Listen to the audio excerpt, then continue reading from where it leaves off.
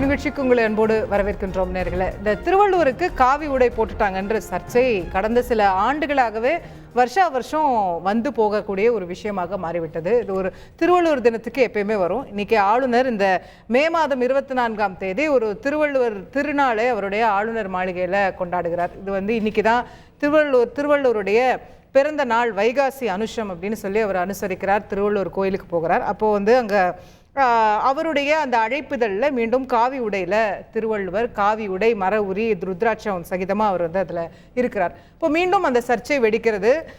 நீங்கள் வாரத்துக்கு மருந்து கண்டுபிடிக்கலாம், பிடிவாரத்தை என்ன செய்ய முடியும் அப்படின்னு அமைச்சர் ரகுபதி கேட்கிறார். அவர் ஒரு ஜாதி மதத்திற்கெல்லாம் அப்பாற்பட்ட புலவரை நீங்கள் இப்படி ஒரு காவி உடை தரிப்பது அப்படிங்கிறது எவ்வளவு அநாகரிகமான விஷயம் அப்படின்னு மதிமுக விமர்சிக்கிறது. தொடர்ந்து இந்த விமர்சனங்கள் எழுந்து கொண்டிருக்கிறது. இன்னைக்கு ஒரு திருவள்ளுவர் திருநாளை ஆளுநர் மாளிகை கொண்டாடுவது அப்படிங்கிறதே, நம்ம திருவள்ளுவர் தினம் தை மாதம் தானே கொண்டாடுவோம், இப்போ என்ன மே மாதத்தில் அப்படிங்கிற கேள்வியும் கூட எழுப்பி இருக்கிறது.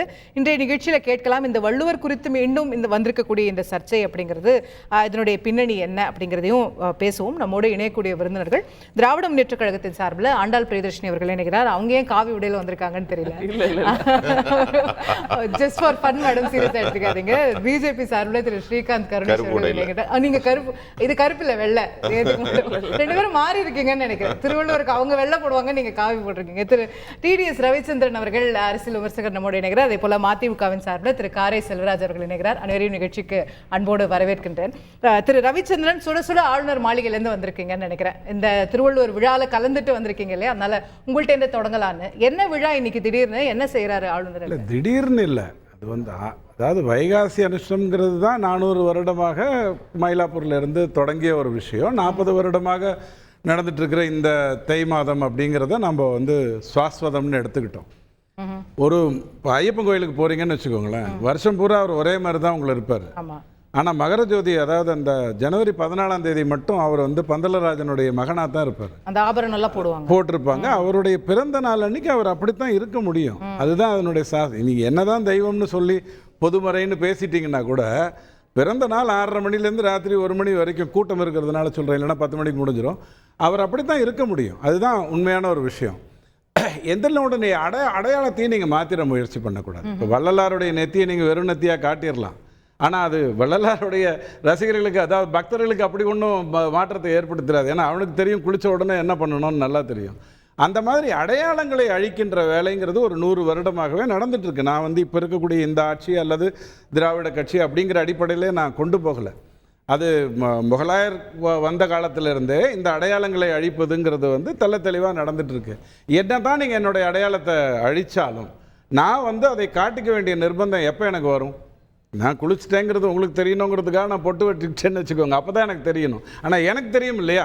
ஸோ ஆளுநர் என்ன பண்ணுறாரு அப்படின்னு சொன்னால், இந்த நாளில் அதை கொண்டாட வேண்டும்ங்கிறத அவர் அளவாக அதை கொண்டு போய் செயல்படுத்திக்கிறார்.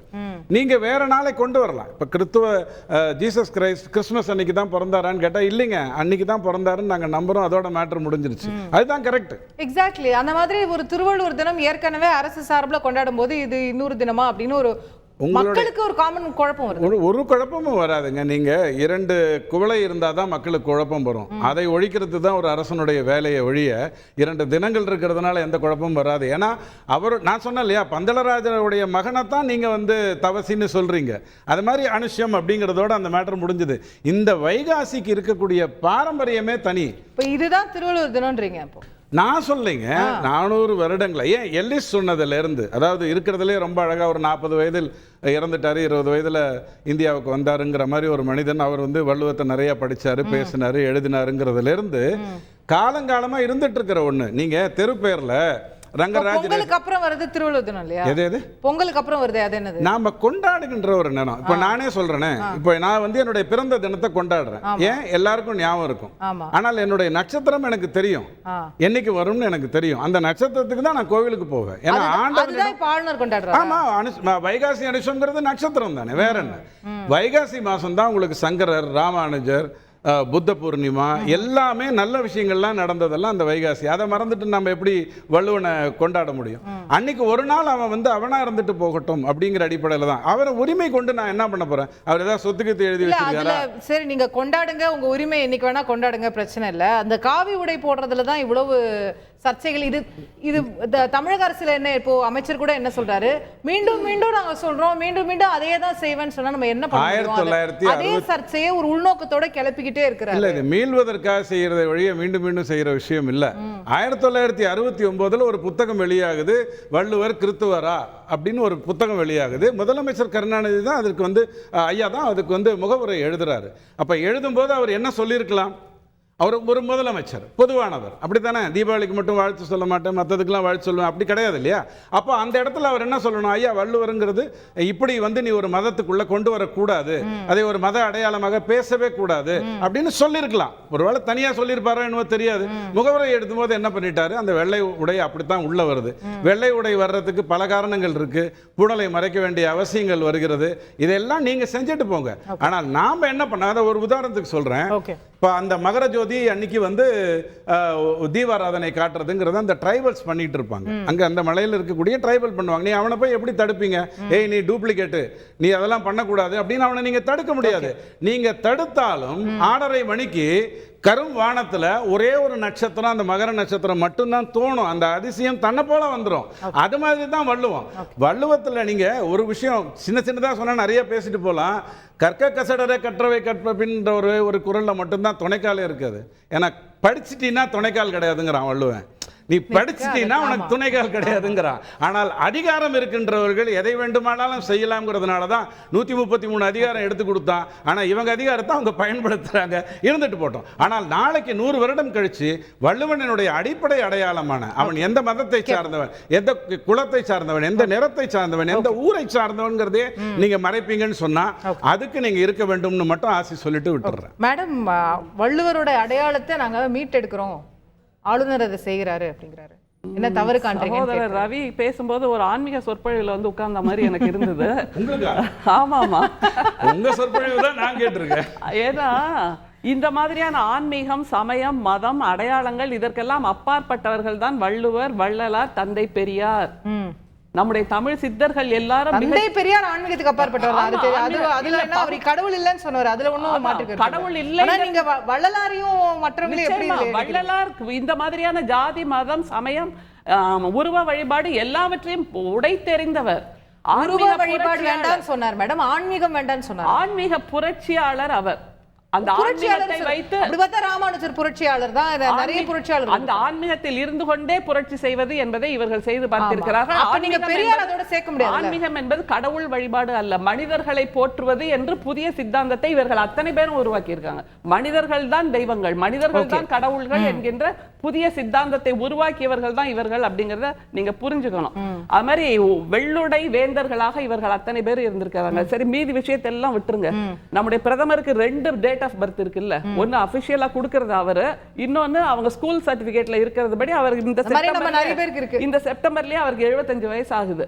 அது மாதிரி நம்முடைய இப்போ விழா கொண்டாடிட்டு இருக்காருல்ல, இவருக்கும் வள்ளுவருக்கும் 2 பிறந்த நாளை நம்முடைய ஆளுநர் கொண்டு வந்திருக்காரா அப்படிங்கறத முதல் கேள்வி. இல்ல ரெண்டாவதா கொண்டு வந்தது நீங்கன்றாங்க அவங்க. 2 அவர் பிறந்தது வைகாசி அனுஷா மேடம். அது யார் கண்டுபிடிச்சா? நீங்க தை மாசத்துல கொண்டு போய் வச்சது நீங்க. கைனகாலஜிஸ்டா உட்கார்ந்து அவங்க டெலிவரி பார்த்தாங்களா?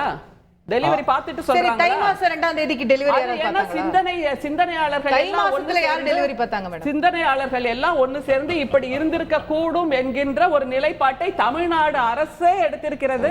அதை தவிர தமிழ் அறிஞர்கள் அத்தனை பேரும் சேர்ந்து சித்திரையில் கொண்டாட முடியாது தமிழ் புத்தாண்டை, தை மாதம் தான் வேளாண்மை திருவிழா, அதனால அப்ப தமிழ் புத்தாண்டு வேற. அது நம்ம வருஷம் பேசினோம்ல, நமக்கே போர் அடிச்சிருச்சு. இப்ப திருவள்ளுவர் ஆண்டு என்பதை இப்படி இல்ல, நீங்க திருவள்ளுவர் ஆண்டு தமிழனுக்கென்று ஒரு ஆண்டு வேண்டும் என்று மறைமலை அடிகளார் ரெசல்யூஷன் போட்டு நம்ம திருவள்ளுவர் ஆண்டு கொண்டு வந்தோம். அதுல பிரச்சனை இல்ல. பிறந்த நாளை என்னைக்குங்கிறதுல தான் இப்போ அதான் பிறந்த நாளை நம்முடைய ஆளுநர் என்ன தெரியுமா பண்ணார்? பாரதியாருக்கு நம்ம எப்பவுமே செப்டம்பர் 11 அது மாதிரி டிசம்பர் 11 கொண்டாடுறது. பிறந்து இறந்தார்ங்கிறத விட இறந்து பிறந்தார் நம்முடைய பாரதியார். செப்டம்பர் முதல்ல வருது, அப்புறம் தான் டிசம்பர் 11 கொண்டாடிட்டு இருக்கோம். ஆனா நம்முடைய ஆளுநர் என்ன பண்ணாரு? மூல நட்சத்திரத்தில் பாரதியார் பிறந்த நாளை கொண்டாடினார். கொண்டாடினார். டிசம்பர் 11ங்கிறது உலகளாவிய அளவில் நாம் அனுசரிக்கிறோம். ஆனால் இவர் மட்டும் தனியா ஒரு ட்ராக் போட்டு இவருக்கு மட்டும் தனியா ஒரு பஞ்சாங்கம் வச்சு அவர் அவருக்கு மட்டும் தனியா பஞ்சாங்கம் எல்லாருக்கும் இருக்கு பஞ்சாங்கம் இல்ல. ஆனா இவரோடது பாரதியாருக்கு ஒரு தனி பஞ்சாங்கத்துல மூல நட்சத்திரத்துல கொண்டாடினார். ஆக்சுவலா பார்த்தா பாரதியாரும் இந்த மாதிரியான சனாதன உணர்வுகளை எதிர்த்தவர்.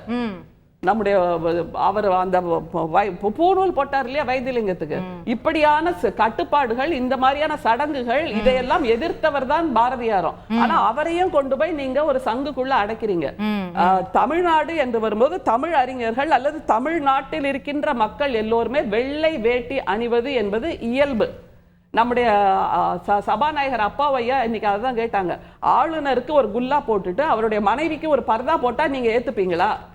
அவரவருக்குன்னு உண்டான ஒரு இமேஜ், ஒரு பிம்பம் கட்டமைக்கப்பட்டிருக்கிறது. அந்த இமேஜை விட்டுட்டு நீங்க இப்படி ஒரு இமேஜை உருவாக்குவது என்பது எதை நிலைநிறுத்த அப்படின்னு ஒரு கேள்வி கேட்கிறேன். அடுத்தது நம்முடைய பிரதமர் மாண்புமிகு மரியாதைக்குரிய 56 இன்ச் பிரதமர் தமிழ்நாட்டுக்கு வரும்போதெல்லாம் நம்ம என்ன சொல்லி புலகாகிதம் அடைகிறோம்? தமிழ்நாட்டோட வேஷ்டி சட்டையில வர்றார், வெள்ளை வேஷ்டி சட்டையில வர்றார் அப்படிங்கிறோம். அப்ப தமிழர்களோட உடை அதுன்னு ஆகுது. அடுத்தது மிக சமீபத்துல இவங்களோட பிஜேபி மாநில தலைவர் டெல்லி தமிழ் சங்கத்துல போய் அங்க உள்ள டெல்லி பிஜேபி தலைவரோட ஒரு விழால உட்கார்ந்துருக்காரு. அப்ப அவர் என்ன சொன்னார் தெரியுமா? You have chosen to come in a dhoti and shirt honoring Tamil custom and tradition. We thank you immensely அப்படிங்கிறாரு. தமிழ் மொழிக்கு எவ்வளவு பெரிய கௌரவம் கிடைச்சிருச்சு. ஏன்னா அவர் பேர் வீரேந்திர சச்தேவா. அவர் எப்படி வந்திருக்காருன்னு பாருங்க நண்பர்களே. நம்முடைய தமிழ்நாட்டின் பாரம்பரிய வெள்ளை வேட்டியில் வந்திருக்கிறாரு. வெள்ளை வேட்டியை அடையாளமாக சொல்கிறார் என்றால் இங்க எங்க காவி வேட்டி வருகிறது? அதுதான் ஒரு கேள்வி. அப்புறம் இந்த புற அடையாளங்கள், இது எல்லாவற்றையும் வேண்டாம் என்று உதறி தள்ளுபவர்களை நீங்கள் மீண்டும் மீண்டும் கொண்டு போய் அந்த சிறைக்குள்ள அடைப்பது என்பது கண்டனத்துக்குரியது என்பதை நீங்கள் புரிந்து கொள்ள வேண்டும். இந்த தலைப்பை நம்ம நிறைய முறை விவாதிச்சிருக்கோம். அதுவே அதுக்குதான் ஒரு பழமொழி, வருஷம் காவியோட போட்டுறாங்க, வருஷம் நம்மளும் பேசுறோம். அதுக்குதான் ஒரு தமிழ் மொழியிலேயே பழமொழி இருக்கு, தூங்குறவங்களை எழுப்பலாம், தூங்குற மாதிரி நடிக்கிறவங்களே எழுப்ப முடியாது. அதனாலதான் நம்முடைய ரகுபதி அவர்களும் ஒன்னு கேட்டார், குரங்கு கையில் பூமாலை அப்படின்னு. உடனே அப்புறம் நம்முடைய தம்பி பேசும்போது எதை எடுப்பாருங்கிறதையும் நான் இப்பவே சொல்லிடுறேன்.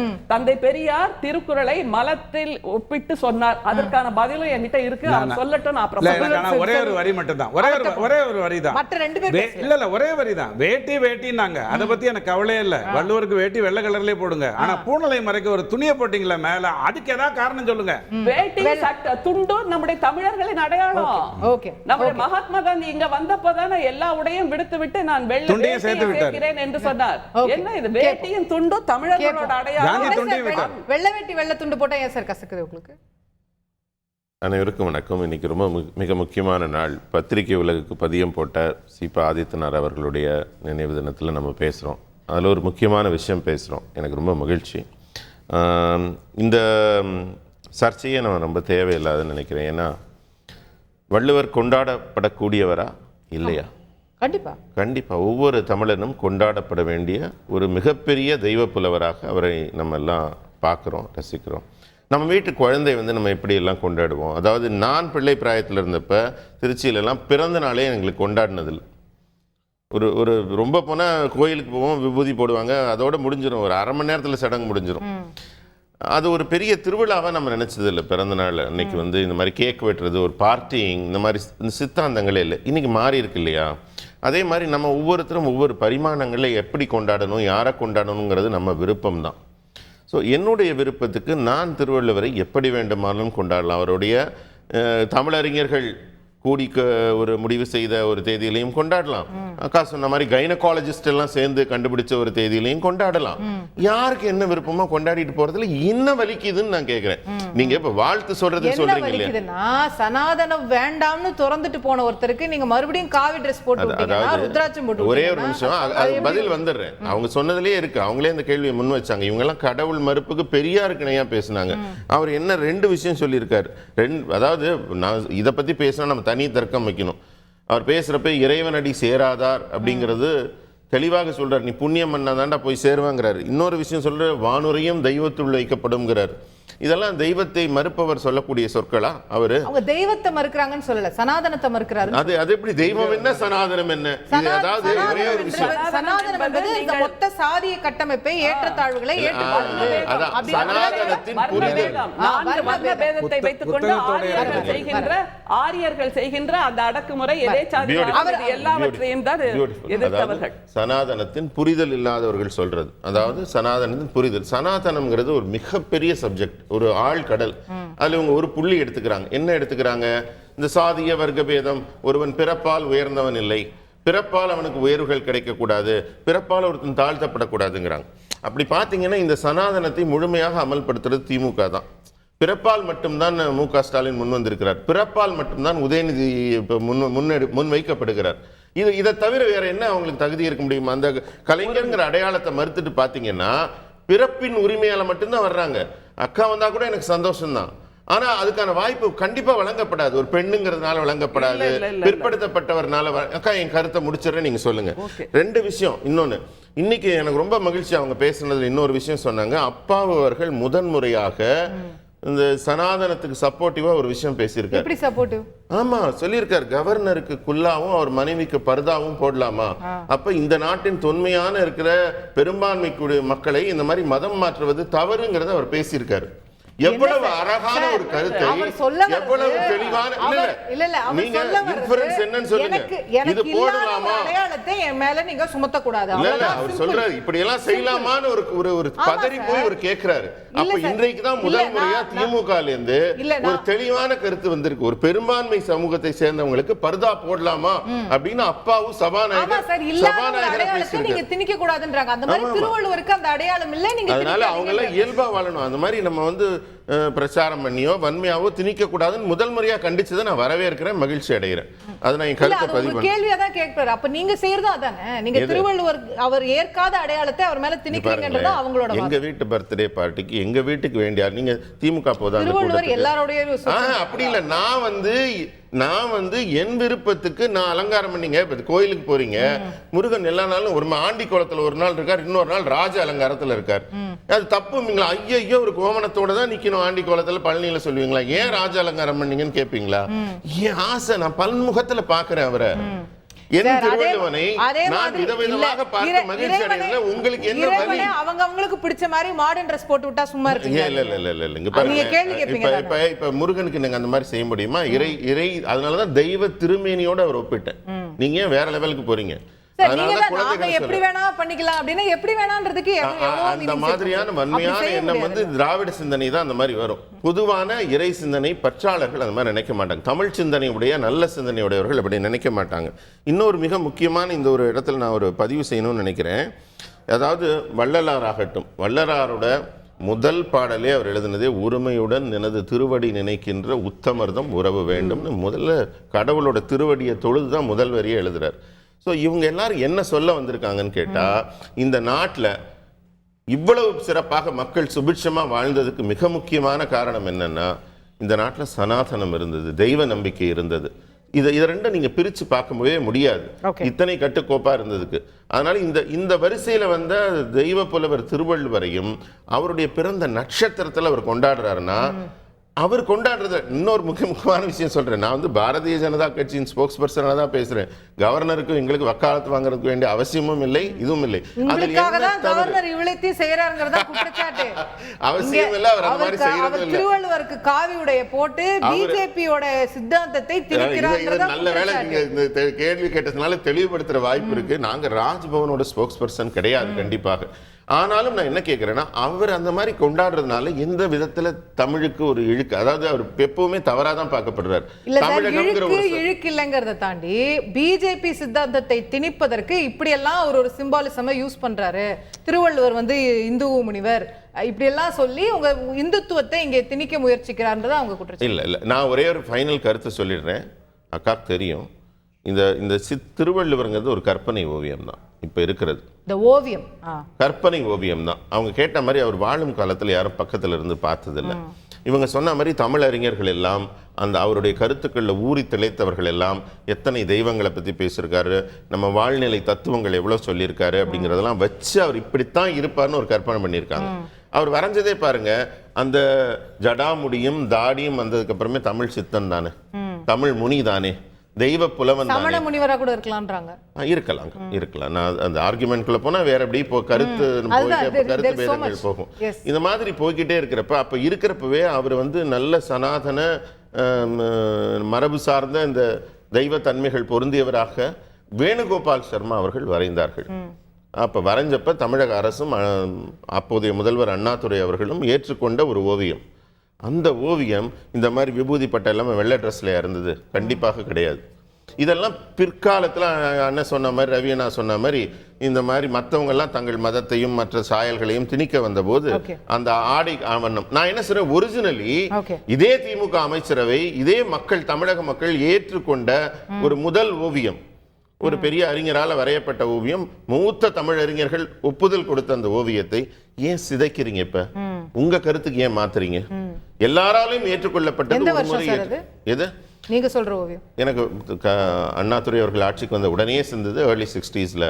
அண்ணா சிஎம்மா இருக்கும்போது, அவங்க சிஎம்மா இருக்கும்போது அவர் முன்னாடி திருவள்ளுவர் படம் இருக்கிற போட்டோ இருக்கு, தயவு செஞ்சு அதை பாருங்க. இல்ல, அந்த படத்துல அவருக்கு எந்த உடையில இருக்காரோ அந்த உடை இருக்கட்டும் நாங்க சொல்றோம், வேற ஒண்ணும் சொல்லல. பதில் இருக்கு நிறைய அவருக்கு சொல்றதுக்கு. அவர் காரை செல்வராஜ் கேட்கணுமே, நான் என்ன பண்றேன். திரு காரை செல்வராஜ், எல்லாருக்கும் உரிமை இருக்குல்ல, அவங்க திருவள்ளுவரை எப்படி போட்டுறாங்களோ, என்ன தேதியில போட்டுறாங்களோ, இல்ல என்ன உடை அணிவிக்கிறாங்களோ, நமக்கு என்ன பிரச்சனை இருக்கு? திருவள்ளுவரை கொண்டாடுறாங்களே, சந்தோஷப்பட்டு போக வேண்டியதானே? இல்ல, அது ரொம்ப இயல்பாக பேசுறீங்க. யாரை கொண்டாடுகிறோம் என்பதை விட அவர் என்ன சொல்லி இருக்கிறார், அவர் சொல்லி இருக்கிற அறவழி கோட்பாடு, உலக பொதுமறையாக இருக்கிற ஒருவருடைய சொல்லுக்கான அவருடைய அறிவுறுத்தல், அவருடைய அறவழி கோட்பாடு, வாழ்வியல் கோட்பாடுகளுக்கான இணையாக பார்க்கக்கூடிய விடயமே தவிர, இது சாதாரணமா எனக்கும் உங்களுக்கும், என் பிள்ளைக்கும் உங்க குழந்தைக்கும் பிறந்த நாள் கொண்டாடுற மாதிரி அவங்க பேசுறதுங்கிறது ரொம்ப வேதனையாக இருக்கிறது. இதுல முதல்ல நான் ஒரு சின்ன செய்தியை பதிவு செய்ய ஆசைப்படுறேன். இதுவரையில் தொல்லியல் தரவுகளால நிறுவப்பட்டிருக்கிற திராவிட மொழி குடும்பத்தின் தமிழர் நாகரிகத்தின் தொட்டில் பூமியான சிந்து சமவெளி நாகரிகம் துவங்கி தமிழர் நாகரிகம் கீழடி வரையில் இருந்த தமிழர்களின் டிஎன்ஏவோடு பெற்ற எங்கள் அப்பனுக்கும் ஆத்தாளுக்கும் உயிரியல் ரீதியாக அவர்கள் கூடி கலவி பிறந்த நாள் தமிழர் டிஎன்ஏவோடு ஆண்டவனாக இல்லை, கடவுளாக இல்லை, ஒரு மனிதனாக திருவள்ளுவனுடைய தமிழ் மறையை தமிழ் வேதமாக ஏற்றுக்கொண்டிருக்கிற அறவழி கோட்பாட்டை, வாழ்வியல் கோட்பாட்டின்படி வாழ்கிற ஒருவனாகத்தான் நான் இந்த இடத்தில் பேச ஆசைப்படுகிறேனே தவிர, நான் எங்கோ மேலே இருந்து வந்த ஆண்டவனாகவோ இறை தூதராகவோ நான் ஒரு சாதியாகவோ இதை பேசல. எவ்வளவு வெயிட்டான சப்ஜெக்ட், எவ்வளவு கடுமையான செய்திகளை பேச வேண்டியத டிடிஎஸ் ரவிச்சந்திரனும் நண்பர் ஸ்ரீகாந்த் அவர்களும் மிக இலகுவாக, மிக சாதாரணமாக எப்படி தமிழ் மறை திருக்குறளை சிதைக்க முடியுமோ, எப்படி திருவள்ளுவனுடைய புகழை மறைக்க முடியுமோ, அதை 2000 ஆண்டுகளுக்கு முன்னாலே அவர்கள் டிஎன்ஏவில் ஊறி போன ஒரு விடயத்தை இன்றைக்கு ஆளுநர் RN ரவி மீண்டும் எடுத்திருப்பது என்பது வரவு வழியாக அவர்கள் 2000 ஆண்டுகளுக்கு மேலாக தமிழர் அறவழி கோட்பாட்டை, அறம் பொருள் இன்பம் வீடு என்கிற இந்த தமிழ் மறையின் 4 கோட்பாடுகளை எப்படியெல்லாம் இந்த மண்ணிற்குள் வந்தவர்கள், இந்த மண்ணிற்குள் நுழைந்தவர்கள், இந்த இந்திய தமிழர் கலாச்சாரத்திற்கும் இந்த இந்திய பூமிக்கும் சம்பந்தம் இல்லாதவர்கள் எப்படி எங்களுடைய இலக்கியங்களை, எங்களுடைய வழிபாட்டை, எங்களுடைய பண்பாட்டை, எங்களுடைய கலாச்சாரத்தை எப்படியெல்லாம் சிதைத்து தன்மைப்படுத்துவதற்கு அண்ணா ஏன் சார் ஏத்துக்கிட்டாரு? அவங்க தான் சிதைக்கிறாங்க. அண்ணா திருநீருடன் ருத்ராட்சத்துடன் இருக்கக்கூடிய, திருநீரோடு இருக்கக்கூடிய திருவள்ளுவர் படத்தை அண்ணா எப்படி ஏத்துக்கிட்டாரு? அவர்கள் 2 பேரும் ரொம்ப விளையாட்டாக இந்த சப்ஜெக்ட பேசியிருக்காங்க. ஏதோ வைகாசி அனுஷ்டம், பிறந்த நாள் கொண்டாடுறது இல்லையா, எங்கள் இஷ்டப்படி நாங்க அலங்காரம் பண்ண மாட்டோமா? அவர்கள் அலங்காரம் செய்ய வேண்டியது திருவள்ளுவன் தந்த அறவழி கோட்பாட்டை, திருவள்ளுவனுக்கு ஆடை உடுத்தி, காவி உடுத்தி, பட்டை எரிப்பதனால் ஏத்துக்கிட்டாருன்னு கேக்குறாங்க. ஏங்க அண்ணா ஏற்றுக்கொண்டால் தவறு விட்டுங்க, அடுத்த சப்ஜெக்டுக்கு வாங்க. அதற்குள்ளே அண்ணா செஞ்சதே தவறா? அரசாங்கத்தால் இறுதியாக ஏற்றுக்கொள்ளப்பட்டது எது? இல்ல இப்ப நீங்க அண்ணாவே கொஸ்டின் பண்றீங்களா? தொல்காப்பி ஒரு நிமிஷம் இருங்க, நான் வந்துடுறேன். தொல்காப்பியருக்கு வரைபடத்தை எம்ஜிஆர் பீரியட்ல வரைந்து அரசு ஏற்றுக்கொண்டது. திராவிட முன்னேற்ற கழகத்தின் ஆட்சியில் இறுதியாக திருவள்ளுவர் வேணுகோபால் சர்மா இறுதியாக கொடுத்ததை அரசாங்கம் ஏற்றுக்கொண்டது எது? அதான் சார், அதுக்கு முன்னாடி ஒண்ணு ஏத்துக்கிட்டாங்களேன்னு கேக்குறாங்க. அப்ப அந்த வருஷம் முன்னாடி உள்ளது விடுங்க, நாங்க அரசாங்கத்தால் மறுபடியும் நீங்க பழசுக்கு போறீங்க. அரசாங்கத்தால் ஏற்றுக்கொள்ளப்பட்டது எது? இப்ப இருக்கிற படம் தான், நீங்க காட்டுற ஒயிட் கலர் படம் தான். அப்ப ஏன் பின்னால போறீங்க? பின்னால போய் கூட சொல்லி எதை நியாயப்படுத்த நினைக்கிறாங்க? அப்போ ஒரு அரசாங்கம் இருந்தாலும் அப்போ ஒரு முதல்வர் இருந்தாலும் அவர் ஏற்றுக்கொண்டதுதான், அதையே மாத்துறீங்க. சிந்து சமவெளி நாகரிகம், தமிழர் நாகரிகம், திராவிட மொழி குடும்பம். திராவிட மொழி குடும்பம் போலிங்க. மணியரசன் புத்தகம் எழுதியிருக்காரு, படிச்சு பாருங்க. திராவிட மொழி குடும்பம், திராவிடம்ங்கிறதே போலி சொல்லுன்னு நாங்க சொல்லல, மணியரசன் சார் எழுதியிருக்காரு, படிச்சு பாருங்க எவ்வளவு பெரிய புத்தகம்னு. திராவிடம்ங்கிறது ஒரு போலி சொல்லு அப்படின்னு மிகப்பெரிய தலைவர் அவர் எழுதியிருக்காரு. அதாவது இது வந்து இல்ல என்ன பேசுறதுங்க, மணியரசன் தமிழர் மதத்தை, தமிழர்களை இந்து தமிழ் தேசியம் என்று பேசிய மணியரசனுடைய செய்திகள் இங்க கொண்டு வராதீங்க. இரண்டாவது அடையாள அழிப்பான், யாரு முகலாயர்கள் அடையாளத்தை அடையாளத்தை முகலாயர்கள் அழிக்கவில்லை. இங்க நிலவிய சிந்து சமவெளி நாகரிகம் நீங்க திராவிடம் சொல்லி தமிழ் அழிக்கிறீங்க. மேல் ஆப்கானிஸ்தான் வரையில் தலை தோங்கிய திராவிட இனத்தின் நாகரிகத்தை அழித்தது ஆரியர், முகலாயர் இல்ல. எங்களை அழித்தவர்கள் எங்களை உள்வாங்கி எங்களை மாற்றி பிறந்த நாளுக்கு வைகாசி அனுஷ்டம் என்ற புதிய முறைகளில் புகுத்தியது நீங்கள். தமிழ் மொழியில் சொல்லாடும் நீங்கள் ஏன் திராவிடத்தை பேசி தமிழை அழித்துக் கொண்டிருக்கிறீர்கள் என்பதுதான் என்னுடைய பணிவான கேள்வி தங்களுக்கு முன்வைக்கப்படுகிறது. இதற்கான விடயத்தை தாங்கள் அளித்தால் மிகச் சிறப்பாக இருக்கும், மக்களும் தெளிவாக புரிந்து கொள்வார்கள் என்ற எண்ண கணக்கையை தங்கள் முன்னால் வைக்கிறேன். இதற்கும் சேர்த்து தாங்கள் சில பதில்களை கூறினால் மிகச் சிறப்பாக இருக்கும்.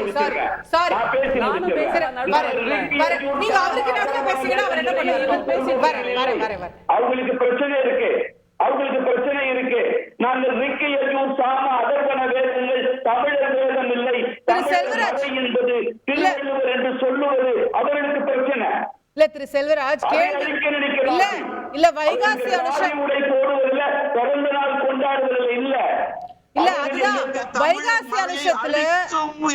வைகாசி அனுஷத்துல செய்வது தவறு, அது தமிழர் மரபுக்கு எதிரானது அப்படின்னு சொன்னா ஏன் இன்னைக்கும் திருவள்ளுவர் கோயில்ல அதை செய்யறாங்க? அறநிலைத்துறை கீழே இருக்கிற கோயில்ல ஏன் அந்த விழா கொண்டாடுறாங்க? விழா கொண்டாடுவது என்பது ஒரு விஷயம் சொல்றேன். விழா கொண்டாடுவது என்பது அவருடைய வார்த்தைகளுக்கு கொடுக்கிற அலங்காரம், அவர் கொடுத்த வாழ்வியல் தத்துவங்களை ஏற்றுக்கொள்வதற்கான விடயங்கள் இருந்தால் ஏற்றுக்கொள்ளுங்கள். சார் இல்ல சார், நான் கேட்கறது ஆளுநர் கொண்டாடுறது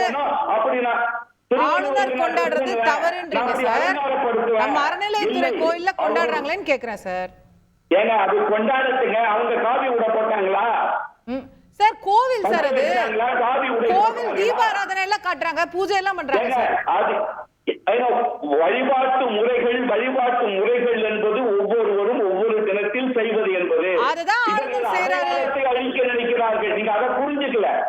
வழிபாட்டை விடுங்க, தமிழர் மறை என்கிற நாங்கள் சொல்லுகிற எங்கள் வேதம் ரிக்கு யஜுர் சாம அதர்வன வேதங்கள் இல்லை. எங்கள் வேதம் தமிழ் மறை என்பதை ஏற்றுக்கொள்வது அவங்களுக்கு பிரச்சனை. எங்களுடைய அடிப்படை கட்டமைப்பை சிதைக்க நினைக்கிறார்கள்.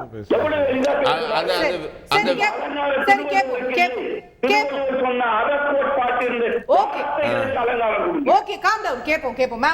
சுருக்கமா இப்ப பேசுறீங்களா இல்ல பிரேக் போயிட்டு வந்து விரிவா பேசுறீங்க? நிறைய இருக்கு பதில் சொல்றது. அதான் பிரேக் போயிட்டு வந்தா விரிவா பேசலாம். இல்ல இதுக்கு சேர்த்து சொல்லிடுங்க. அக்கா சொன்ன மாதிரி அந்த தமிழ் மறையை மலம்னு சொன்னாரே, அது பெரியாரையும் கொண்டாடுறீங்க.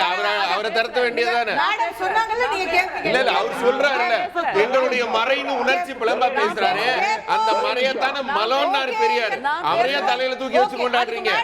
உங்களுக்கு பெரியார் திருவள்ளுவரை எப்படி பேசினார் தெரியுமான்லாம் கேள்வி கேட்டிருக்காங்க. அதுல முதல்ல தம்பி பேசும்போது பிறந்த நாள் கொண்டாடுறது தப்பா, அதுவும் எனக்கு பிடித்த வடிவத்தில் கொண்டாடுவது தப்பா அப்படிங்கிறாரு. ஒன்றும் இல்லை, அரசு அலுவலகங்கள்ல எல்லாம் பிரதமர் படம், குடியரசுத் தலைவர் படம்லாம் போட்டோ இருக்கும். அதை நீங்க உங்க இஷ்டத்துக்கு வைக்க முடியாது. அபிஷியல்னு பின்ன எதுக்கு நீங்க கொண்டு வரீங்க? அபிஷியல் போர்ட்ரேட் இததான் வைக்கணும்னு ஏன் கொண்டு வரீங்க? அது மாதிரிதான் ஒவ்வொரு அறிஞருக்கும் மகாத்மா காந்தினா ஜீன்ஸ் போட்டு டிஷர்ட் போட்டு போட முடியுமா? ஒவ்வொரு அறிஞருக்கும் ஒவ்வொரு தலைவருக்கும் ஒவ்வொரு தேச தொண்டருக்குமான ஒரு அடையாளம் என்பது காலம் காலமாக கண்ணியத்தோடு காப்பாற்றப்படுகிறது. அந்த கண்ணியத்தை இழந்து நிற்கிறார் நம்முடைய ஆளுநர் அப்படிங்கறத நாங்க சொல்லிட்டு இருக்கோம். கண்ணியத்தை இழந்து நிற்கிறார். திருவள்ளுவர் எதற்கெல்லாம் எதிராக இருந்தாரோ அவர் இன்னைக்கு காட்டிருக்கிற தோற்றத்துல கண்ணிய குறைவா என்ன இருக்கு? நிச்சயமா காவி உடை என்பது கண்ணிய குறைவுதான். டி-ஷர்ட் போட்டுறீங்க, அதை விமர்சிச்சா கூட ஏத்துக்கலாம். இல்ல, காவி உடை போட்ட கலரை மட்டும் தான் மாத்திட்டாரு. காவி உடை என்பது சனாதனத்தின் அடையாளம், காவி உடை என்பது இந்துத்துவாவின் அடையாளம், காவி உடை என்பது இவர்கள் செய்கின்ற எதேச்சாதிகாரத்தின் அடையாளம். அதிலிருந்தெல்லாம் தமிழர்களை, தமிழ் நிலத்தை மீட்டெடுத்தவர், தமிழ் மொழியை மீட்டெடுத்தவர் வள்ளுவர், வள்ளலார், பெரியார். அதனால நீங்க உங்கள் விருப்பத்திற்கு ஏற்றபடி விளையாடுவதற்கு இவர்கள்லாம் விளையாட்டு பொம்மை இல்லை. அறிவின் அடையாளங்கள், தமிழ் நிலத்தின் அடையாளங்கள், திராவிட மண்ணின் அடையாளங்கள், நாங்கள் எதற்காக நிற்கிறோம் முதுகெலும்போடு நிமிர்ந்து என்று சொல்லுகின்ற அடையாளங்கள் இவர்கள் எல்லோரும். இவர் இஷ்டத்துக்கு ஆடிக்கொண்டிருக்கிறார்னா கோல்வாக்கர், ஹெட்கேவர் அல்லது சாவர்கர் இவர்களை வைத்துக்கொண்டு இவர்கள் என்ன வேண்டுமானால் ஆடட்டும். எதுக்கு திருக்குறளை கையில் எடுக்கிறார்கள்? திருக்குறளை எடுத்தால் அதில் கூறுகின்ற அறங்களின்படி நிற்க வேண்டும். அப்படி நிற்கிறார்களா? அது இல்லை. முதல்ல அதற்கு எத்தனையோ குறள்களை நாம் சான்றாக சொல்லலாம். அது மாதிரி தந்தை பெரியார் மலம் என்று சொன்னார்னா அவர் ஒத்துக்கிட்டார், அதை மறுக்கவே இல்லை. எதற்காக சொன்னார் என்பதும் இருக்கு. ஒருத்தர் கேட்கிறாரு, நீங்க எல்லா நூல்களையும் இப்படி உதறி தள்ளிட்டே இருக்கீங்களே, அப்படின்னா தமிழுக்கென்று எந்த அடையாளம் நாம் வைத்துக் கொள்வது என்று கேட்கும் போது அவர் சொல்கிறார், தந்தை பெரியார் தனக்கு எப்படி டிரான்ஸ்ஃபர்மேஷன் நடந்ததுங்கிறதையும் சொல்றார். பெங்களூர்ல நடந்த திருக்குறள் மாநாட்டுல சொல்றார். என்னன்னா, நமக்கு கொடுக்கப்பட்ட புராணங்கள், இதிகாசங்கள் எல்லாமே ஆரியத்தின் வழி வந்தவை. ஆரியம் சொல்கின்ற அடிமைத்தனம், ஆரியம் சொல்கின்ற இந்த 4 வர்ணம், இதனுடைய அடையாளங்களாகத்தான் இது இருக்கிறது. அதனால் திருக்குறளும் அப்படித்தான் இருக்கும் என்று நான் முதலில் கருதினேன். அதனால் எல்லா நூல்களையும் மலம் என்று மலம் நான் பேசும்போது அமைதியா இருங்க. நீங்க எல்லாரும் பேசும்போது அவர் குறிக்கிறாருமா, நீங்க ஏதாவது சொல்லி ஆகணும். கண்டிப்பா கண்டிப்பா நீங்க பேசுங்க. அது மாதிரி எல்லா இலக்கியங்களையும் நான் புறம் தள்ளினேன், வள்ளுவரையும் அப்படித்தான் புறம் தள்ளினேன். அதற்கு பின்பு தமிழறிஞர்களோடு நான் பலமுறை விவாதித்தேன். இந்த கருத்தை இப்படி சொல்லியிருக்காரே வள்ளுவர், இந்த கருத்தை இப்படி சொல்லியிருக்காரே வள்ளுவர்னு கேட்டப்ப அவங்க என்ன சொன்னாங்க, பரிமேல் அழகரின் உரை ஆரியத்தின் வழிபண்டு எழுதப்பட்டது, மனுநீதியின் வழிவந்து எழுதப்பட்டது, அதற்கு அர்த்தம் இது அல்ல என்று அவர்கள் எனக்கு பாடம் எடுத்தார்கள். அதற்கு பின்பு நான் என்னை மாற்றிக்கொண்டேன். அது கூட அத்தாரிட்டி என்று நான் ஏற்றுக்கொள்ளவில்லை. நான் சொல்கின்ற கருத்தை திருக்குறளிலும் நான் பார்க்கிறேன் என்கின்ற வகையில் நான் ஏற்றுக்கொண்டேன்னு சொல்றார். அதற்கப்புறம் திருக்குறளுக்கான மாநாட்டை முதலாக நடத்தியவர் தந்தை பெரியார்மா. அதற்கப்புறம் தான் பண்டிதர்களின் இலக்கியமாக இருந்த திருக்குறளை பாமர இலக்கியமாக பொதுமக்களிடம் எடுத்து சென்றவர் நம்முடைய தந்தை பெரியார் என்பதை நீங்கள் மறந்துவிட முடியாது. அதனால அதில் அவர் மிக மிக விதந்தோத்தி கொண்டாடியது எதை என்றால், உழவை பற்றி, பெண்களின் உரிமையை பற்றி எப்படி வள்ளுவர் விதந்து பேசுகிறார், அப்படி எல்லாவற்றையும் அதற்கு பின்பு பேச ஆரம்பித்து விட்டார். எனவே இந்த கருத்தியல் மோதல்கள், நீங்கள் வட துருவம் என்றால் நாங்கள் தென் துருவம், நீங்கள் சனாதனம் என்றால் நாங்கள் திராவிடம், அப்படிங்கிற நிலையில் இருக்கும்போது என்ன செய்வார்கள் சனாதனர்கள், இந்துத்துவ மக்கள்? எப்போதும் விழுமியங்களை அல்லது அறம் பேசுகின்ற அந்த நல்ல தலைவர்களை எல்லாம் தாங்கள் திருடிப்பாங்க. ஏன் நீங்க மனுநீதியை உறக்க பேசுங்களேன், உலகத்துக்கு சொல்லுங்களேன், மனுநீதியில 4 வர்ணம் இருக்கு. இது ரொம்ப அநாகரிகமான செயல், ரொம்ப அநாகரிகம், ரொம்ப அநாகரிகம். நான் வர வர ரொம்ப பாக்குறேன். இவர் எதற்கெடுத்தாலும் எள்ளி நகையாடுவது என்பது ஏற்றுக்கொள்ளவே முடியாது. மன்னிப்பு கேட்க வேண்டும். கோபப்படாதீங்க, பதில் சொல்லுங்க. இல்ல, நீங்க தொடருங்க. ஒரு விவாதம் நடந்து கொண்டிருக்கிறது என்றால் எதற்கெடுத்தாலும் எப்ப பார்த்தாலும் சிரிச்சுக்கிட்டே இருக்காருன்னா அதை எப்படி ஏத்துக்க முடியும்? ஒரு எல்லை இருக்கிறது, எதற்கெடுத்தாலும் நீங்க கருத்தை பேசுங்க மேடம், தொடர்ந்து கருத்து. அதனால எதுல வந்த மனுநீதியில் பெண்களை அடிமையாக வைக்க வேண்டும் என்று சொல்லி இருக்கிறது, அதை நீங்க ப்ராபகேட் பண்ணுங்க. அல்லது 4 வர்ணம் சொல்லப்பட்டிருக்கிறது, அதை ப்ராபகேட் பண்ணுங்க. இவங்க எல்லாம் இந்த தொழில் தான் பண்ணணும். மலம் அள்ளுவது அல்லது மனிதர்கள் மலக்குழியில் இறங்குவது என்பது புனிதமான தொழில் என்று பிரதமர் சொல்கிறார். அப்ப மேல் வர்ணத்தில் பிறந்தவர்கள் எல்லாம், முகத்தில் பிறந்தவர்கள் நாங்க அதை செய்யறோம்னு சொல்லுங்க. கோல்வாக்கர் என்ன தெரியுமா சொல்லியிருக்காரு திருக்குறளை பற்றி? திராவிடர்கள், தமிழ் மண்ணில் பிறந்தவர்கள் நம்முடைய நால் வேதங்களை ஏற்பதில்லை. அதற்கு காரணம் அவர்கள் திருக்குறள் என்ற பொதுமறையை கொண்டாடி கொண்டிருக்கிறார்கள். அதனால் அவர்களோடு உறவாடி கெடுத்து திருக்குறளை கொண்டாடுவதை போல், திருவள்ளுவரை கொண்டாடுவதை போல் உறவாடி கெடுத்து அந்த நம்முடைய நால் வேதங்களை அவர்களுக்கு செலுத்த வேண்டும், புகுத்த வேண்டும் என்று சொல்கிறார். யார் இல்ல பொய்னு போன தடவை வலதுசாரி பிஜேபி அன்பர்கள் சொன்னாங்க. எங்கிட்ட இதுவும் இருக்கு, புத்தகம் இருக்கு, வேணா எடுத்து காமிக்கிறேன். ஓகே கேட்போம். திரு ரவிச்சந்திரன், நீங்க திருவள்ளுவரை கொண்டாடினா போறாது, அவர் சொல்லக்கூடிய கருத்துக்களை நீங்க ஏற்று நடக்கிறீங்களா? அந்த கொள்கைகளை ஏற்று நடக்கிறீங்களா? கொல்லான் புலாலையை நான் எடுத்து வச்சா என்ன ஆகும்? புலால் உண்ணாமைக்கு வந்துடும். ஏத்துக்க முடியுமா? அவங்க ஏற்றத்தாழ்வுகளை எடுத்து வச்சா என்ன ஆகும்? நான் வரேன். ஏற்றத்தாழ்வுகளுக்கு ரொம்ப சிறப்பு. அதாவது ஜெயலலிதா அம்மா வாழற வரைக்கும் அவங்கள பாப்பாத்தின்னு திட்டிட்டு செத்ததுக்கு அப்புறம் போயிச்சாங்க பாருங்க, அதுதான் அரசியல். ஒரு பாப்பாத்தியை என்ன பண்ணணுமோ அதை தான் பண்ணியிருந்திருக்கணும். ஆனால் அரசியல் என்னது? அவங்கள யாரும், அவங்க ரெப்ரசன்டேட்டிவ் யாரும் இங்க இல்ல, அவங்க சொந்தக்காரங்க இல்ல. நான் தமிழனா சொல்றேன். எனக்கு என்னுடைய மக்கள் முதல்வருங்க ஜெயலலிதா அம்மா. அது நான் சொல்றதுல எனக்கு என்ன பிரச்சனை? தமிழ் தாய்க்கு வந்து இப்படி தலையெல்லாம் இப்படி விரிச்சாடி ஒரு மாடர்ன் ட்ரெஸ் எல்லாம் நீங்க போடலாம், அது உங்களுடைய ஆசை, அதுல எந்த தப்பும் எனக்கு இல்லை. ஏன்னா அது ஒரு உருவம். ஆனால் இவர் பிறந்து வாழ்ந்தவர், அதுதான் ரொம்ப முக்கியம். அதனால தான் இந்த அனுஷ்டம் வந்துடுது. அதோட நீங்கள் என்னென்னு புரிஞ்சுக்க வேண்டியது, இந்த வள்ளுவருக்கு வந்து வெள்ளைய உடையா அல்லது காவி உடையாங்கிறது முக்கியம் இல்லை. வள்ளுவர் வழி நடக்கிறோமா அப்படிங்கிறது இல்லைங்க. 1000 முண்டிங்கு ஜாதி, பாரதியாரை கோட் பண்றதா இருந்தா 1000 முண்டிங்கு ஜாதி, இதில் அந்நியர் வந்து புகழ் என்ன நீதின்னுவான். இவன் இந்துன்னா இவன் தான் முடிவு பண்ணணும், நீ வந்து முடிவு பண்ணக்கூடாது. அப்பாவை ஐயா பண்ணதுல ஒரே ஒரு தப்பு எங்க தெரியுமா இருக்கு? சொல்லிருப்பாரு இல்ல, அவர் யார சொன்னாலும் பொருள் ஒண்ணு தானே. அப்பாவை ஐயா என்ன சொல்றாரு? இல்லாத அடையாளங்கள் எல்லாம் கொடுக்க கூடாதுங்கிறாருன்னு நீங்க சொன்னீங்க. இருக்கின்ற அடையாளத்தை நீங்க போக்குறீங்கிறது பிரச்சனையே. நான் தொலைத்ததை பத்தி பேசுறேன், நீங்க தேடுறதை பத்தி பேசிட்டு இருக்கீங்க. எனக்கு அது அவசியம் இல்லை. ஐயா நீங்க ஒரு இயேசுக்கு வந்து இப்ப பட்டை போட்டு வேலெல்லாம் கொடுத்து அந்த இதெல்லாம் பண்ணி நிறைய பூஜைகள் நடக்குது. எல்லா இடத்துலயும் அவரை வந்து ஒரு இந்து கடவுளை போல சித்தரித்து பண்றாங்க. அது அவங்களுடைய உரிமை. அதாவது என்னுடைய இயேசுவை நான் என்னுடைய மூதாதையர் எப்படி பார்த்தாங்களோ அப்படி நான் பார்க்கிறேன்னு சொல்றது உரிமை. வந்ததுக்கே இப்படின்னா வாழ்ந்ததுக்கு எப்படி இருக்கணும்? அதை நீங்க புரிஞ்சுக்கணும் இல்லையா? இதெல்லாம் சிலதெல்லாம் நம்ம சொல்லும் பொழுது இல்ல, அப்போ இயேசுநாதரை வந்து இந்து கடவுளா வழிபடுறது உங்களோட உரிமைனா அவங்களோட உரிமை. யாரோட உரிமையா இருக்கட்டும், திருவள்ளுவருக்கு வெள்ளை ட்ரெஸ் போடுறது அவங்களோட உரிமை. நீங்க வெச்சுக்கோங்க ஐயா, நீங்க வெச்சுக்கோங்க. நீங்க நாங்க போடுற Dress ஏன் நீங்க வந்து அவரை எப்படி வேண்டுமானாலும் கும்பிட்டுட்டு போங்க. நான் ஒன்னு சொல்லட்டுமா? என்னுடைய பிறந்த மேடம் இப்ப நீங்க பண்றது, நான் பிறந்த தெரு மன்னார் ரெட்டி தெரு, நீங்க ரெட்டியை தூக்கிட்டீங்க, இப்ப மன்னார் தெருன்னு ஆயிடுச்சு. பாக்குறவன் என்ன ஒரு மாதிரி பாக்குறான். ஏன் மன்னார் தெருக்கு என்ன இல்லைங்க, அவர் பார்க்கும்போது கொஞ்சம் துணி மாறுது இல்லையா? அதை வச்சுட்டு நான் பாக்குறேன். ரெட்டி இல்லைங்க, மன்னாருங்கிற வார்த்தைக்கு அவன் கொடுக்கிற அர்த்தம் வேற. என்ன பொறுத்த வரைக்கும் எந்த அர்த்தமும் கிடையாது. அதே மாதிரி தான் வள்ளுவத்துல சிறப்பொரு பூசனை அப்படின்னு சொல்லிட்டு வான்வழியை பத்தி பேச நான் ஒரு 20 திருக்குறளை என்னால சொல்ல முடியும். இது இந்து தர்மத்துக்கு எந்த இடத்துல இருந்து வந்தது, 5 அவிழ்ந்தனைன்னா இந்திரனை சொல்றான் அப்படின்னு ஒவ்வொரு குறளையும் என்னால் எடுத்து 7 பிறப்பை பத்தி அவர் பேசியிருக்காரு. வேற எந்த மதம் வந்து 7 பிறப்பை பத்தி பேசியிருக்கு? இதெல்லாம் எடுத்து சொல்ல முடியும். ஆனால் யாருக்கு சொல்ல முடியும்? தூங்குறவங்களுக்கு எழுப்ப முடியாது, முடிச்சிட்டு இருக்கிறவங்களுக்கு தான் சொல்ல முடியும். அப்படிங்கிற அடிப்படைக்குள்ள நான் வர்றேன். அதாவது புலால் உண்ணாமைங்கிறத அவன் எடுத்து முன்னாடி வச்சான் பாருங்க, அதற்கு ஒரு காரணம் இருந்தது. அதை நீங்க புறந்தள்ளிட்டு பேசுங்க, நான் ஒன்றும் வேண்டான்னு சொல்லலை. ஆனால் எத்தனை திருக்குறளை நீங்க புறந்தள்ளுவீங்க? கற்றதனால் ஆயப்பயனன் கொள்றான். நாஸ்திகனுக்கு என்ன பண்ணுவீங்க? நாஸ்திகனை இந்து ஏத்துக்கும், போலி நாஸ்திகனை தான் ஏத்துக்காது. போலி நாஸ்திகன் யாருன்னா, இதை ஒற்றுக்கொள்வேன், இதை ஒற்றுக்கொள்ள மாட்டேன், ஓணம் பண்டிகைக்கு வாழ்த்து சொல்லுவேன், தீபாவளிக்கு சொல்ல மாட்டேன், போலி நாஸ்திகம் உள்ள வந்துடும். இது நீங்க வள்ளுவனை ஏற்றுக்கொள்வதும் மறுப்பதும் உங்களுடைய உரிமை. நான் அதை வந்து சொல்ல மாட்டேன். அதிலேயே சில குறள்களை நீங்க படிக்கணுங்கிற அவசியம் கூட கிடையாது, எனக்கு அதை பத்தி கவலை இல்லை. ஆனால் ஏற்றுக்கொண்டால் அதை முழுதாக ஏற்றுக்கொள்ளுங்கள். கற்றதனால் ஆயப்பயன் தெளிவா சொன்னான் அவன். நீ படிச்ச பிரயோஜனம் இல்லடான்றான். நீ நாஸ்திகனா இருந்த கடவுளை வணங்கலன்னா நீ படிச்ச பிரயோஜனம் இல்லை. குறளை எப்படி வேணா இன்டர்பிரட் பண்ணலாம். எப்படி சொல்லலாம்? இதுக்கு வேற அர்த்தம் சொல்லுங்க. இன்னைக்கு ஆளுநர் கூட ஆளுநர் மாளிகையில சொல்றாரு, திருக்குறளுக்கு பல டிரான்ஸ்லேஷன் இருக்கு, சிலது தான் சரி சிலது தப்புங்கிறாரு.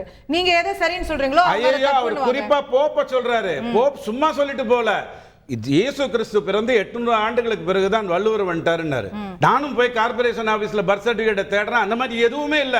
போப்பு எதை வேணாலும் சொல்லுவார், ஏன்னா அதிகாரம் இருந்தது அவங்க கிட்ட. எப்படி வேணாலும் அவங்கள மாத்திக்கலாம். ருத்ராட்சையை நீங்க வள்ளுவத்திடம் இருந்து எடுத்து விட்டீர்கள்னு சொன்னா அவையை நீங்கள் தூக்கி விடுவீர்கள், தமிழை நீங்க தூக்கி விடுவீங்க. ருத்ராட்சியை நீங்க வந்து இந்துவுடைய இதுவா பார்க்க கூடாது, அதாவது சிம்பிளா பார்க்க கூடாது. அவர் அப்படித்தான் இருப்பாரு, அவர் அப்படித்தான் இருப்பார். நீங்க வள்ளலாருக்கு வெள்ளை உடைக்கு பதிலாக காவி உடை போட்டா நீங்க கேள்வி கேளுங்க.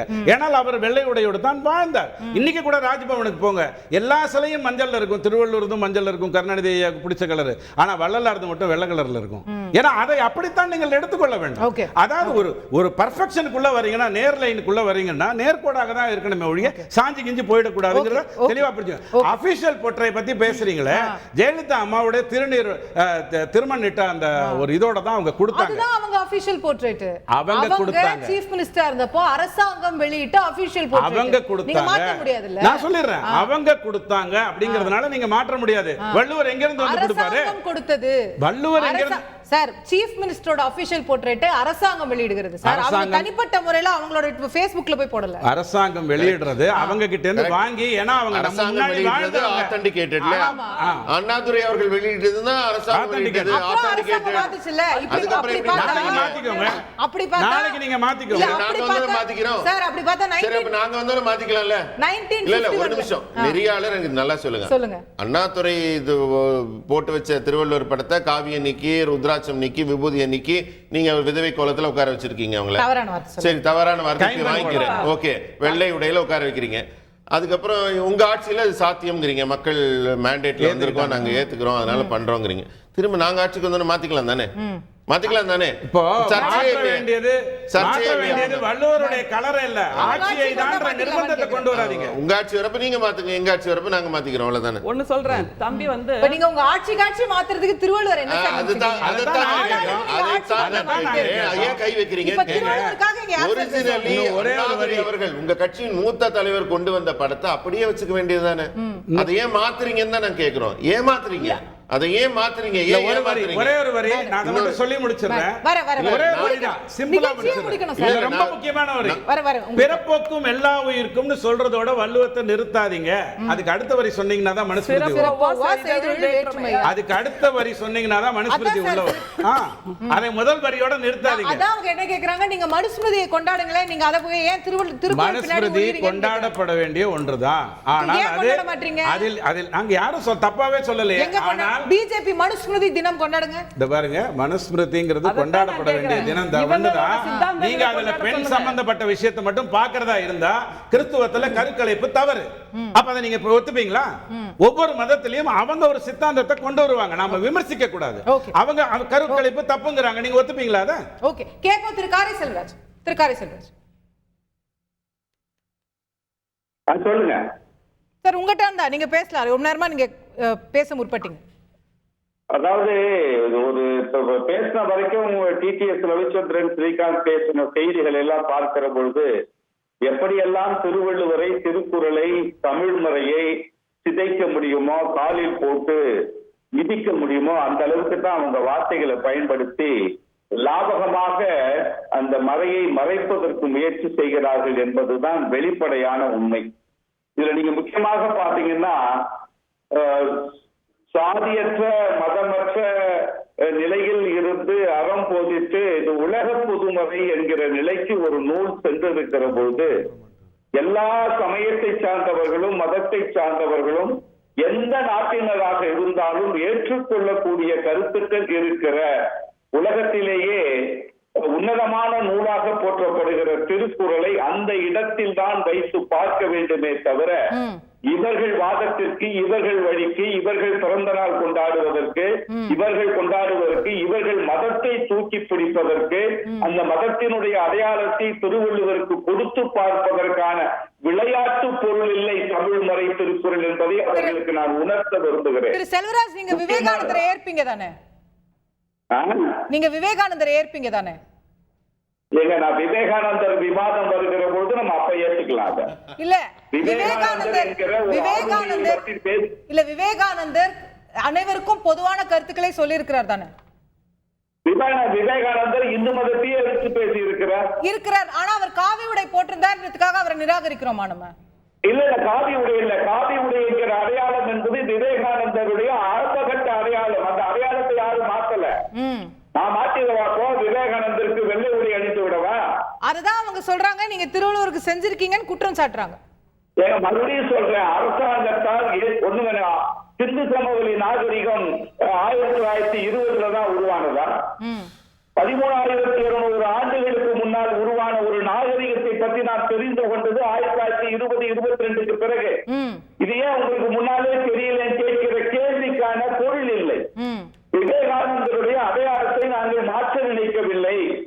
விவேகானந்தரிடமிருந்து எந்த கருத்து எங்களுக்கு உடன்பாடு இருக்கிறதோ அந்த கருத்தை நாங்கள் ஏற்றுக்கொள்கிறோம். Exactly correct.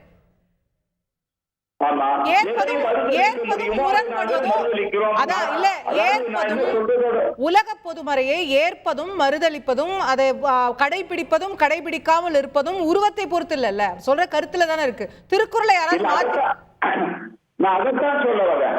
அந்த கருத்தை சிதைக்க நினைக்கிறார்கள் இவர்கள். திருவள்ளுவரை கொண்டாடுகிறோம் என்கிற போர்வையில் உலகமே ஏற்றுக்கொண்டிருக்கிறார். இன்றைக்கு தமிழருடைய தமிழ் மறை, தமிழர் வேதம் இதுதான் என்று நிறுவப்பட்டிருக்கிற ஒன்றை சிதைக்கின்ற முயற்சி தானே தவிர அதை திருவள்ளுவரை சீர்தூக்கி பார்ப்பதற்கோ, திருவள்ளுவரை கொண்டாடுகிறோம் என்பதற்கோ, திருவள்ளுவரை நடக்கிறோம் என்று சொல்வதெல்லாம் நகைப்புக்குரியது. இவர்கள் இருவரும் இங்கே உட்கார்ந்து நடித்துக் கொண்டிருக்கிறார்கள் என்பதுதான் முக்கியமான செய்தி. சுருக்கமா முடிச்சிருங்க. கற்பனை ஓவியமாக வரையப்படுகிற எதுவுமே அரசாங்கத்தால் ஏற்றுக்கொள்ளப்படுகிற பொழுது அதுதான் நிலைத்ததாக இருக்கும். அது கூட குறைகள் பேசப்பட்டது. 1812வது வருஷம்தான் முதல் பதிப்பாக ஓலைச்சுவடி பதிப்பு உரை இல்லாமல் படிக்கப்பட்டது. 1840 பதிமேலழகர் உரை. ஆனால் முதலில் இதற்கு உரை மணக்குடவர். ஒரு நூற்றாண்டு காலம் அந்த உரையை வெளியிடாமல் தடுத்தது யார்? பதிமேலழகருடைய உரை அவர்களுக்கு சாதகமாக இருப்பதால் மணக்குடவருடைய உரையை வெளியிடாமல் தடுத்து 1925க்கு பிறகுதான் அந்த உரை வெளியிடப்பட்டது. என்ன காரணம்?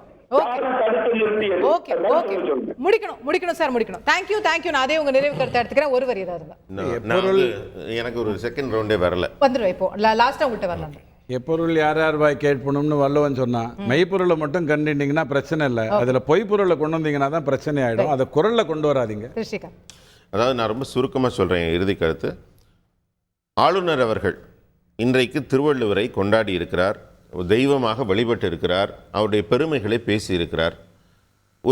ஒரு வெளி மாநிலத்தை சேர்ந்தவர் இந்த மாதிரி ஒரு தமிழ் புலவரை கொண்டாடுவதனால என்ன பிரச்சனை ஆளும் கட்சிக்கும் அதை சார்ந்தவர்களுக்கும்? ஏன்னா அவர் ஏதாவது சிறுமைப்படுத்தி பொங்கி எழலாம், நாங்கள் கூட வந்திருப்போம்.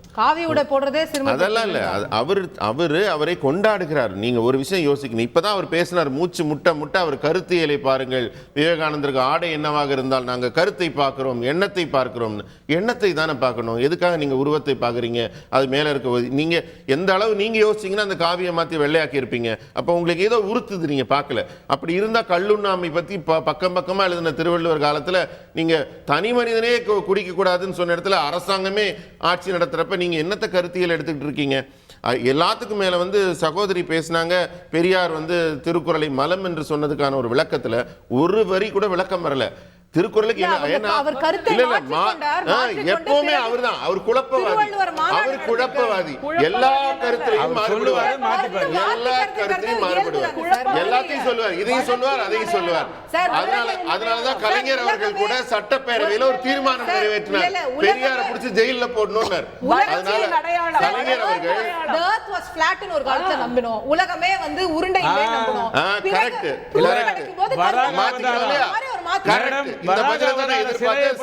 எதிர்பார்த்தேன். இதைத்தான் நம்ம மனுநீதிக்கு சொல்லணும். இன்னைக்கு சுப்ரீம் கோர்ட்ல ஐபிசி படி நமக்கு தீர்ப்பு வருதுங்களா, மனுநீதி படி தீர்ப்பு வருதுங்களா? எங்க வருது தீர்ப்பு? ஏற்க முடியாது. எதுக்காக சொல்ல வரேன்னா, கற்பனையில இருக்கிற ஒரு விளக்கத்தை வச்சுக்கிட்டு அதுல இருக்க ஒரே ஒரு புள்ளியை வச்சுக்கிட்டு அதை பேசுறோம் நம்ம இன்னைக்கு. எதுக்காக? இதே ஒப்புமை தான். எப்படி நீங்க பெரியாருக்கு சொல்றீங்களோ எல்லா விஷயத்திலையும் முரண்பட்ட கருத்து இருக்கு. எதை எடுத்தாலும் ஃபார் அண்ட் அகைன்ஸ்ட் பேசியிருப்பார். அவர் பேசாத விஷயமே கிடையாது. குழப்பம் தான் வரும். இறுதியில் அவர் என்ன சொல்ல வர்றாரு, எதுக்கு சப்போர்ட் பண்றாரு? அவர் சொல்றாங்க இவர் கொண்டாடினார்னு சிலப்பதிகாரத்தை பத்தி கண்ணகியை பத்தி சொன்னா ஒரு பெண்மையை என்ன சொல்லியிருக்காருங்கிறத என்னால வாயால சொல்ல முடியாது, பெண்கள் நிறைந்த இந்த அவையில. அதனால தமிழ் இலக்கியத்தை போற்றுறோங்கிறதெல்லாம் சும்மா பிம்பம். தமிழ் இலக்கியத்தையும் தமிழையும் அழித்து திராவிடத்தை முன்னிறுத்துவதுதான் இவங்க பண்ணிட்டு இருக்க கழகம் செய்யற வேலை. அதோட ஒரு வேலை தான் திருவள்ளுவர் திருவுருவத்தையும் சிதைப்பது.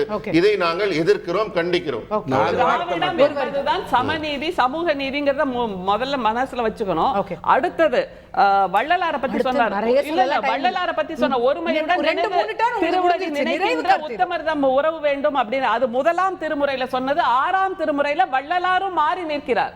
அவர் இந்த மாதிரி கடவுள் வழிபாடு, உருவ வழிபாடு எதுவும் வேண்டான்னு மாறி நின்றவர். எனவே வளர்ச்சி என்பது மாற்றத்துக்கு உரியது என்பதை பெரியாருக்கும் நீங்கள் பொருத்தி பார்க்கலாம், வள்ளலாருக்கும் பொருத்தி பார்க்கலாம், வள்ளுவருக்கும் பொருத்தி பார்க்கலாம். ஒன்னே ஒன்று மட்டும் சொல்ற, உழுவார் உலகத்திற்கு ஆணின்னு சொல்றது வள்ளுவர்.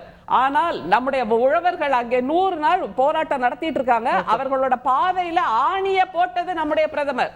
அதே மாதிரி இல்ல தற்காத்து தற்கொண்டாள் பேணி தகை சார்ந்த சொற்காத்து சோர்விலாள் பெண் என்று சொல்வது வள்ளுவர். ஆனால் நம்முடைய மனுநீதி என்ன சொல்கிறது? பெண்ணை நீ சின்ன வயசுல அப்பா பாதுகாக்கணும், நடுத்தர வயசுல கணவன் பாதுகாக்கணும், கணவருக்கு பின்னால் மகன் பாதுகாக்க வேண்டும்.